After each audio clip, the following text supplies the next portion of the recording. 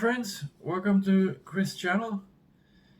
Today we're focusing on our trip to the Philippines. Actually, we're going to go to Bohol. Now we're a little bit excited, I guess, and it's my first time meeting a family, so it's a bit of, uncertainty, what to expect, and I guess you're feeling a bit, shy at first and things like that, so you don't know who's who. You heard all their stories and seeing what they look like in person, but actually having someone in front of you, and actually being there and in their environment, and seeing them in their habitat, so to speak, and being around them. So it's a bit a bit different than seeing them on the phone or in the pictures, and so but it's something that you got to do, meet the parents, meet the family, and I'm sure it'll be great. So but one of the things to keep in mind when traveling is where you're going, what the situation will be there like, the weather, the season, so you've got to plan for those things. I find useful looking at a website called Smart Traveller. Now that website is a government run website, so by the Australian government. It informs you on what's going on in the region, in the country, things to keep in mind, anything that is high risk, and health and safety and all those things. So let's have a look what they're telling us about the Philippines in particular. Okay, advice levels, Philippines overall exercise high level of caution. Then it says Eastern Mindanao, reconsider your need to travel. Then Central and Western Mindanao, the story there, including Zamboanga Peninsula and the Zulu Archipelago and Southern Zulu Sea area, do not travel. Basically pretty straightforward. Do not go there. We know why. It's not the safest area. Then on top of that, you got typhoon season. It says there normally runs late May to December. Tropical storms, flooding and landslides may occur. So it gives you that information. Now also it says there's a high threat of terrorist attack in the Philippines, including Manila. Be alert to possible threats around locations that have low level of protection and security, and places that could be terrorist targets. Possible targets include commercial and public places frequented by foreigners and places of worship. Okay, alright. Then it goes through some local laws. If you're arrested in jail, the Australian government do what it can, depending on the level of stupidity and things you've done. That doesn't say that there, but they will try to help you as best as they can, but depending on how the situation is, they can only do so much, obviously. If you find yourself smuggling in drugs or some other stupid thing, then you're basically on your own, aren't you? So anyway, bribery and things like that, no good. And then it says local customs. Local laws do not protect LGBTI rights. Well, that's an important one, I guess, if you're in that category. While locals consider themselves tolerant of the LGBTI community, open displays of affection between same-sex partners could attract adverse attention and may offend. They're very conservative over there. Majority of them are Catholics, so of Filipinos. Yeah, so very conservative. So, you know, do think about what you're doing and what your actions are, I guess. That is the big read, you know, to the reading between the lines. Yeah. And then it also says, remember, take out comprehensive travel insurance before you depart to cover overseas medical costs, rather, including medical evacuation. You know, remember, regardless of how healthy and fit you are, I think that's an important thing, isn't it? If you can't afford travel insurance, you can't afford to travel. Well, it's true. If you can't afford the $100 a week, then maybe reassess your situation really, and maybe save a little bit, you know, to be able to afford travel insurance, because you hear all these horror stories about people getting caught up in situations where they've been in an accident, motorcycle accident, and they are stuck in a hospital, you know, in an emergency situation, and they can't pay for their medical expenses, you know, and they can be quite costly, you know, like they can add up to thousands. So I've done a little bit of research here and jumped on Compare the Market. Okay, so what it does is it comes up with all the companies that sell travel insurance, and you can compare the rates and what they have to offer. So one of them, basically, I'm looking at it now, is for $111 for almost 3 weeks of a holiday. That's what we're looking at. And so $111 per person, and you've got medical expenses unlimited, so you're covered for anything that may occur.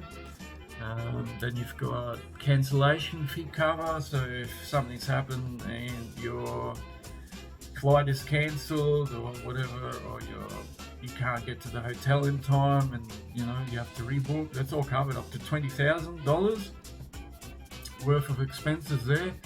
And then you've got luggage cover up to $7.5 grand, which means if your suitcase gets lost, you know, or stolen or whatever, then you're covered up until that. And I think at public liability, you're covered for $3 million. Yeah, so I mean that's pretty good. You're all covered, unlimited medical expenses. That is usually handy. Because you never know, you know, you might be on that motorbike or on that tour bus and bam, you know, you get hit. And you might be stuck somewhere where you don't want to be stuck, like a hospital on your holiday. And then going back to the Smart Traveller website, they're saying that high health risks alert, they're alerting people to measles. The Philippines Department of Health has reported a measles outbreak around the country, including Manila. There were more than 17,000 reported cases in the Philippines in 2018. Okay, so last year. This is increasing and deaths have occurred. Take appropriate precautions such as vaccinations. Okay, that's one. And then we've got Australian, okay. And then we got polio. On 19th of September 2019, so that's just recently, the Philippine Department of Health reported a polio outbreak. The local authorities are taking measures to limit the spread of the disease. Polio is an infectious disease that can spread rapidly and mainly affects young children. It can cause muscle weakness, so get vaccinated basically. Okay. Alright, so mosquito-borne illnesses, malaria and other mosquito-borne illnesses, including Japanese encephalitis, are common. Okay, dengue fever causes have surged since the start of 2019, so this year, including in the Western Visayas. Health Department declares a national dengue fever epidemic following an increase in cases in the first half of 2019. There is no vaccination or specific treatment, there is ongoing transmission of Zika virus, Okay, so basically they're saying ensure that your accommodation is mosquito proof, then take measures to avoid insect bites or repellent. We've actually, well, I've done some research and I found these at Chemist Warehouse, which are these bands by Mozzie Gear. So you've got these ballers, and you just put them on. I'll wear them on my wrist. This is good up to 48 hours of protection. You know, a pack of these was worth, I think it was worth, from memory, $15 or so. And you got 6 ballers, 48 hours, you know. That's almost 2 weeks worth of protection there. So that's not bad. Yeah, so we've got that covered somewhat. That's something that I thought would be necessary. Also, the you know, the sun is quite strong, so UV protection and slip, slop, and slap. Some sunscreen. So you probably want to look at something like an SPF 50 plus, which offers very high protection. You know, but the applications need to be frequent.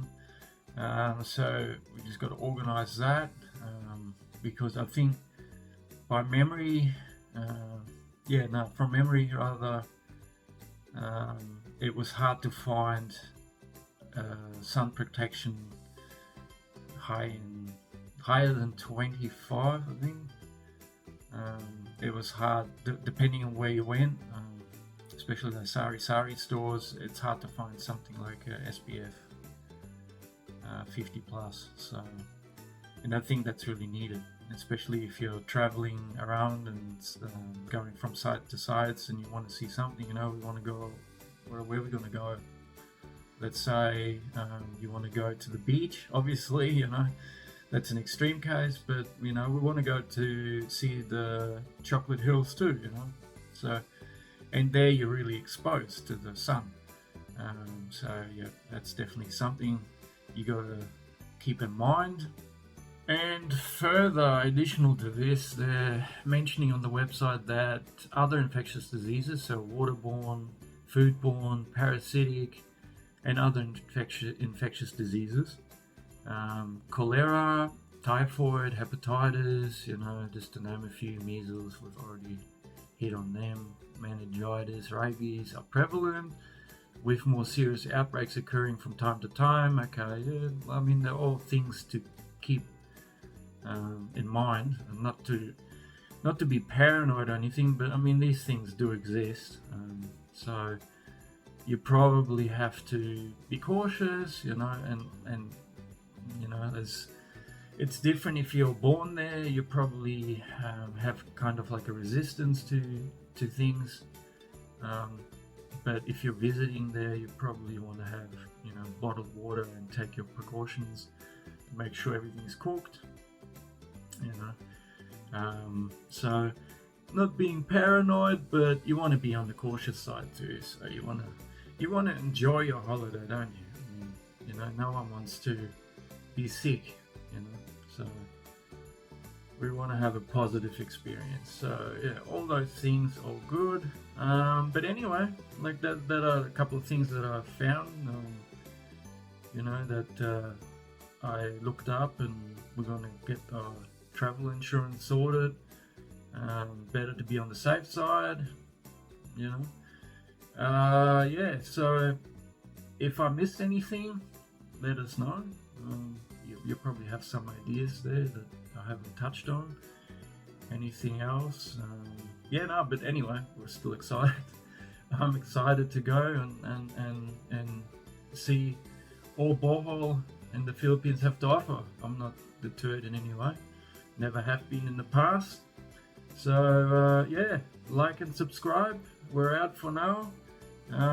Until next time. I think we're cooking palobok next time. So